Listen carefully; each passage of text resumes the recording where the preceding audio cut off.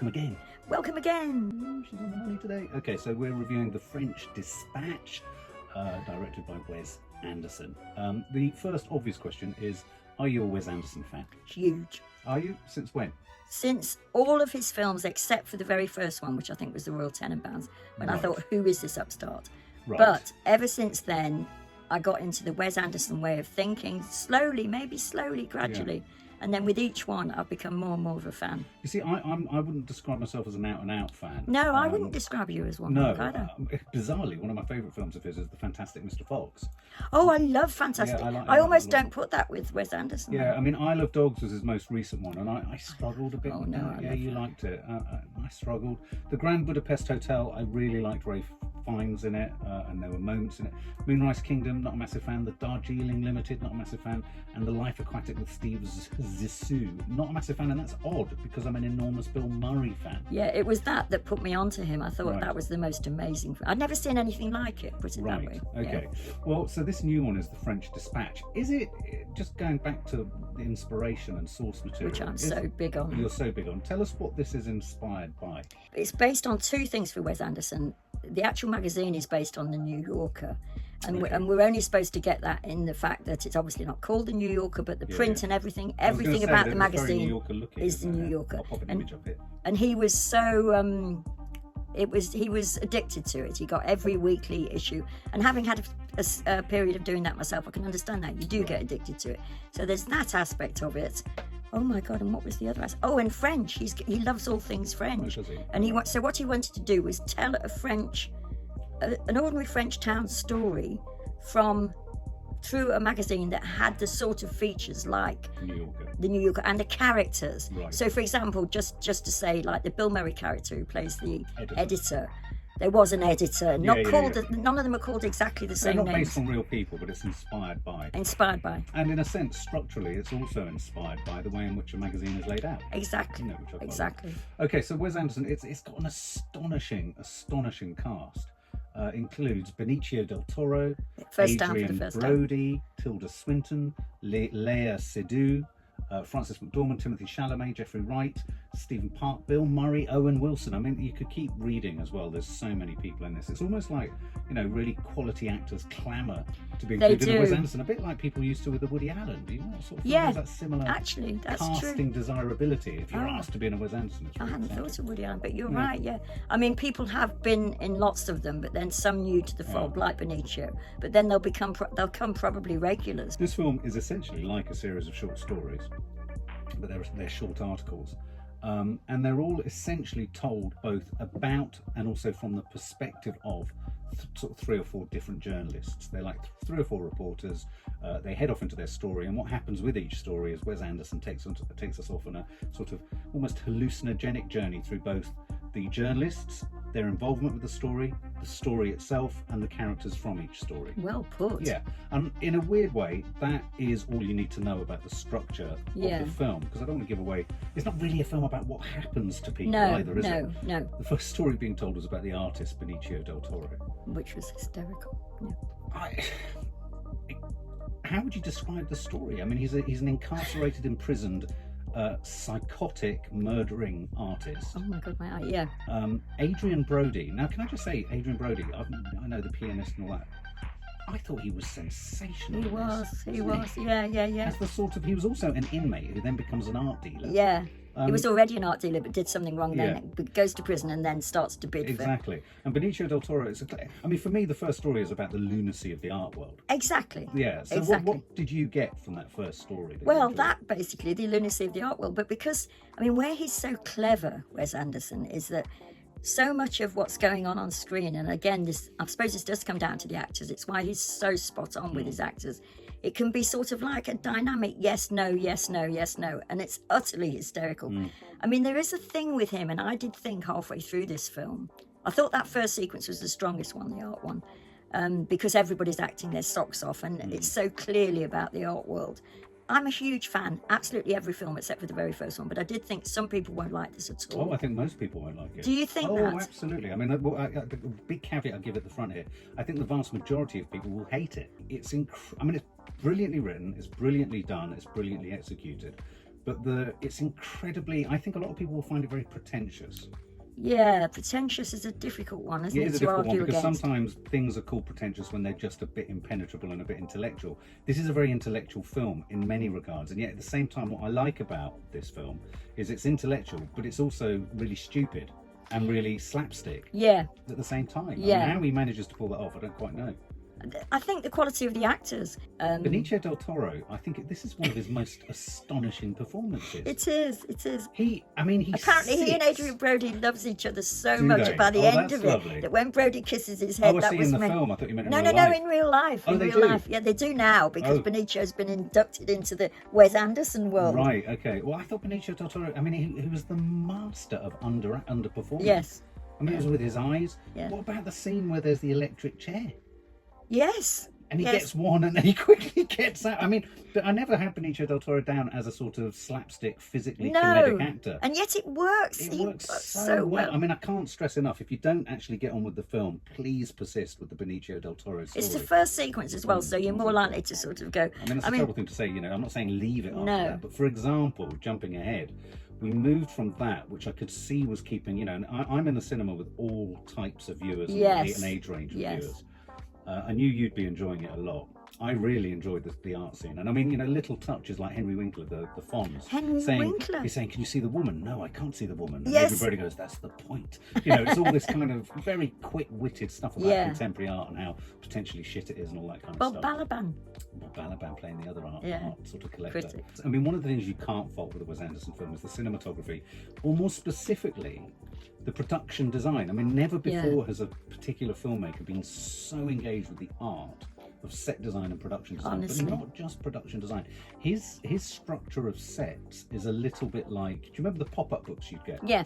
And you'd have all the different layers. Very and good how quickly example. and easily you could destroy them by putting your hand through it. And there was one scene, I think it comes in one of the later films, where the camera moves through the set. It moves through a physically built two-dimensional set. Yeah. And I thought in this one it was interesting to see him using a much more mobile camera, still observing the symmetry. Yeah. But it was tracking a lot, it was dollying a lot, it was zooming a lot. There was a lot of movement in a weird way from the camera for Wes Anderson. I've got a weakness in art generally for freezes in the sense of the camera following something along. It's why I liked Old Boy so much in the past. Something fighting in old scenes. But he does that all the time. He takes the thing along. And I can't get enough of that. No, we can't sort of talk about the art section without mentioning Tilda Swinton. What did you think? Oh yes, she was a sort of like art lecturer. The ultimate critic. Yeah. No, she was great.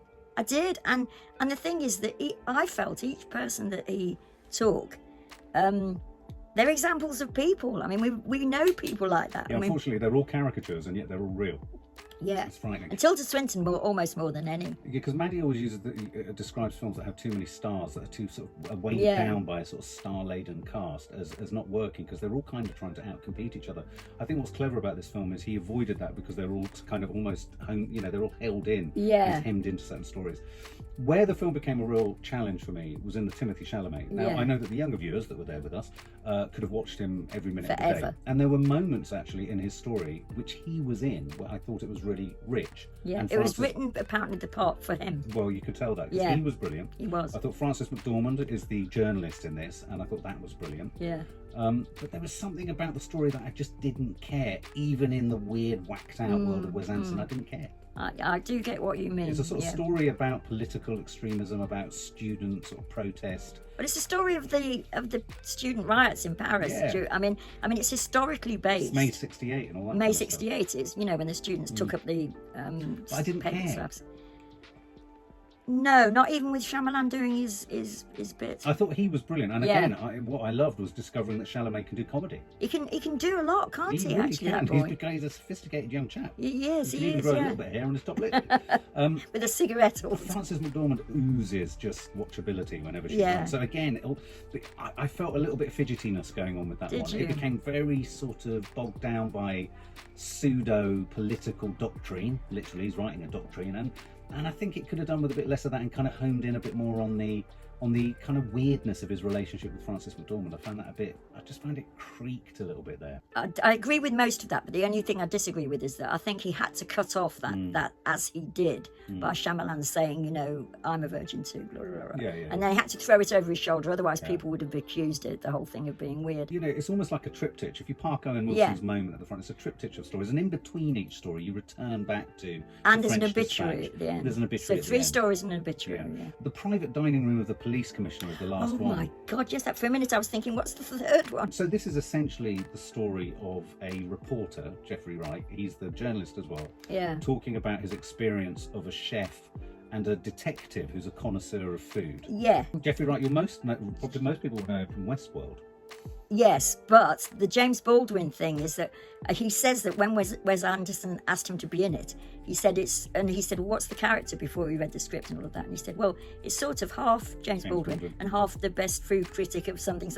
In other words, split straight down the middle. I mean, James Baldwin wasn't a food critic. No. So what he does is he melds that whole sort of thing. There's some gorgeous, I don't know how people are into shots. I mean, there's the one that I've talked about for me, which is the tracking, which I think is stunning, but also his 360-degree pans where he does that thing. Well, he does a 360-degree pan where he whip pans it to each of them. Yeah. Whip. I love all that. Yeah, no, it's good. And I love I mean, I am a huge fan of Jeffrey Wright. Well, I'm not a huge fan of Jeffrey Wright. Oh, and I find him in like in James Bond, I find he delivers this really kind of... now, I think for me, this is his best ever role.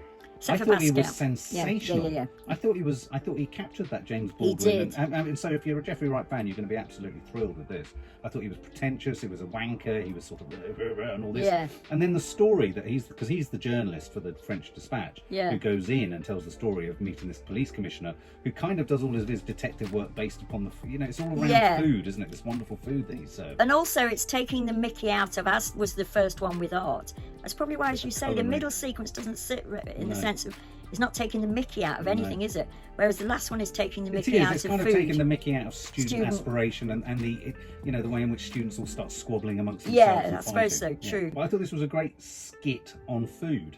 It was. And the lunacy of it. It was. I mean, it reminded me at times of some of the things that Nick Cage's film Pig was. I was just going to say, but let's not forget Pig, because that was also a huge. Yeah. So, did you like this section of the film? I loved it. I loved it. I mean, I loved every bit of this film. I felt embraced by it. I am a sort of literal watcher of his films, and the fact that it was based on the New Yorker, and almost every bit of the screen was of interest to me. That and I mean, I just love. I mean, he's very much a director who. I mean, the reason I think the girls really like Isle of Dogs and The Fantastic Mr. Fox is in any given shot, so many things are going on in the shot. Yeah, that's what I mean. Yeah, and I was noticing that just in many of just the very sort of nondescript normal shots in this. He's parking extras, he uses extras, he has people standing there. I mean, there are a couple of scenes that no one caught where there's an extra just standing there looking at the camera, just in the bottom of a shot, and so there's always something going on. So he's, if you're into cinema and visuals for the sake of them, he's your man, because it's going on all the bloody time. He is. And also, I mean, what I've read about it is where they found this town eventually.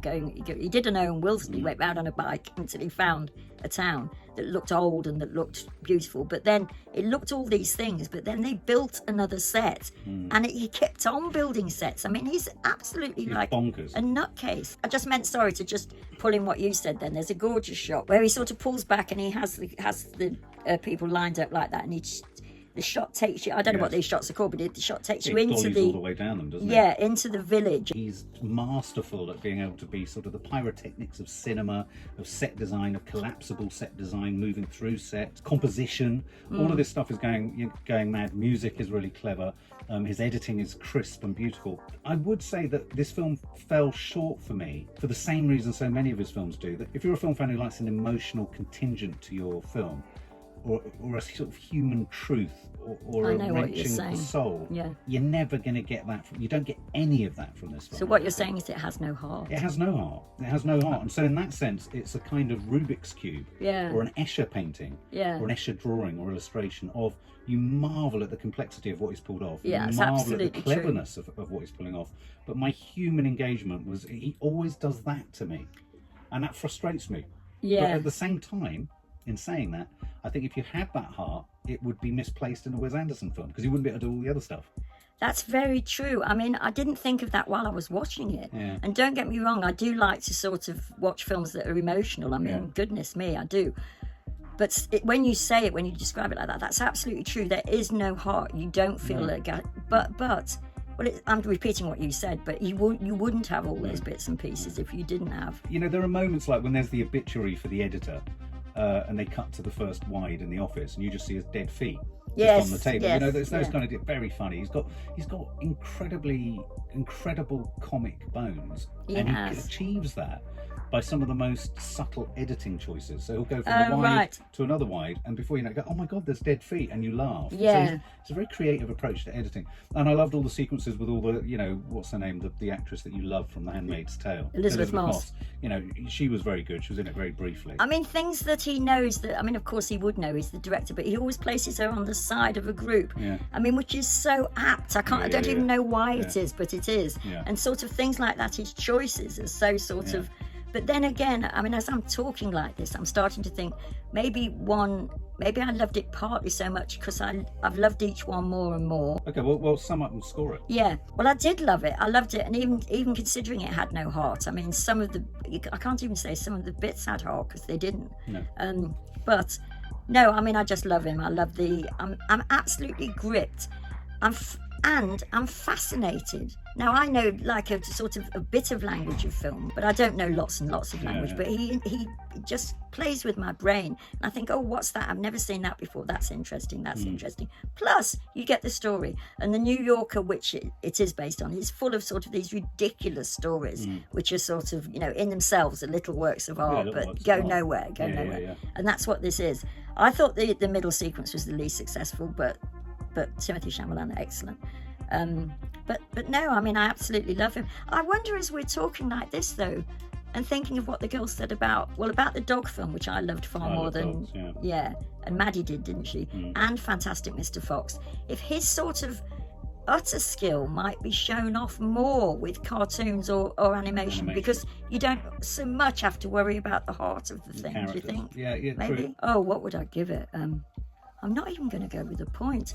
I'm going to go to 94. Okay, fine. Okay, no decimal points No. today. Okay, so as I said, I've not been a Wes Anderson fan. I can recognise how good he is and how brilliant he is and all that kind of stuff. He just hasn't floated my boat in the same way that he has done for a lot of other people who are into film and into cinema. And he's kind of like the go-to for a cinephile, isn't he? It's like you've got to love Wes Anderson. That's not why I don't. I struggle. I do like a sort of emotional contingent to a film. Yeah. Even if there's style in it, even if it's about threat, even if it's about violence, if it's about male psychology, female psychology, whatever. This isn't about he's never interested in what's going on really in the head of his characters. They're all a little bit like with Hitchcock. They're all kind of warm props that he wants to put in curious positions and in relation to each other. That's not to say there isn't some, obviously there's some emotion. I mean, look at Frances McDormand, for example. She was very emotive in it. But for me, and this is the turnaround on this, I think this was the best Wes Anderson I've seen. Okay. I think it fully captivated me. It made me laugh out loud. It did sag in the middle, but Timothée Chalamet held that just about. Yeah, he for did, me. didn't he? I was entertained. It was visually just so stimulating and sumptuous. As I just said, it's hysterical. I thought some of its observations also about the art world, about food, about life. There were observations, philosophical thoughts. Oh, in there too. Yeah, philosophy. Yeah, absolutely. Philosophical thoughts. And I had a thumping good time. Oh, good. Oh, I did. And I wasn't expecting to. I was going in, and here's the big tip, guys. Kiki adored it. She's 14. She adored it. Maddie loved it. Nadia was a bit tired and she does tend to always fall asleep at the cinema, but what she saw, she utterly adored. Okay. And she was tired for other reasons. It wasn't because it was boring. So it was a win-win for all of us. Yeah. So what I would say, listener, watcher, is it does verge on potentially being pretentious. I think to the vast majority of people it will be pretentious. But there are moments in it that are just fucking hysterical. Yeah. Really hysterical. Really hysterical. He takes them... Woody Allen's a good grab because Woody Allen's can be intellectual but funny. Yeah. I hadn't thought of Woody Allen. Of course, Woody Allen's now got this sort of pall over him. But he was an excellent filmmaker and people queued up to be in his films. Yeah. So in that respect, yes, he's probably the best. Oh, so what would I give it? What would you give it? Well, for the experience of going to the cinema, I'd give it 95. Same as me, more or less. Yeah, a bit more though. For more film and family fun, don't forget to click the subscribe button and make sure to click the bell to never miss an update.